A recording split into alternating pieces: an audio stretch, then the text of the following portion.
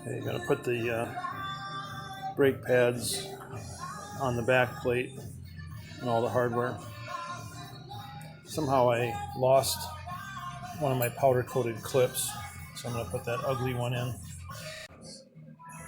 Okay, I have the wheel cylinder in, and I take this piece that's flat, put it on first. Now I put this piece through by sliding this thing all the way that way. So now that's in. Now I take this guy, slide him in.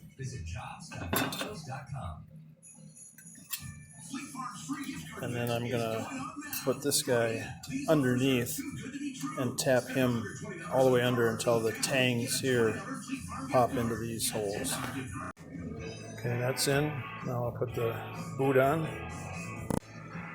I put just a little silicone grease on here to help this issue where the boot picks up away from the plate with the lever. Now I'll put the adjuster in. Okay, adjuster is in.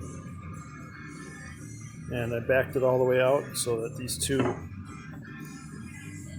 guys are in as far as they can go.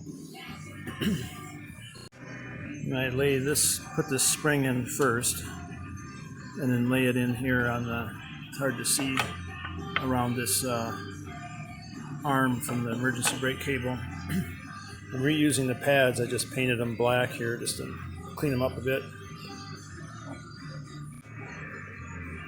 And now I have this pad laying on top with that spring installed, and also the bottom spring installed. Now it's a simple matter of stretching that pad over the adjuster and the wheel cylinder.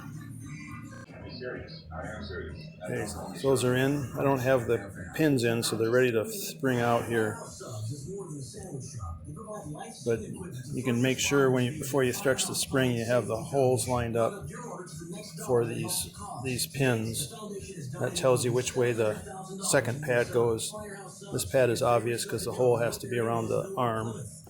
But this pad you actually could install either way, but if you do, this hole won't line up in the back plate.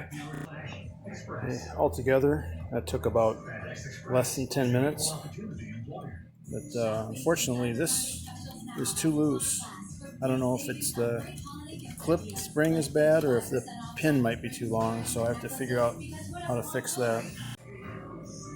I stretched this out. I found another pin and the length was the same, so I stretched this spring out. Not real happy with it. I might have to get a new spring there.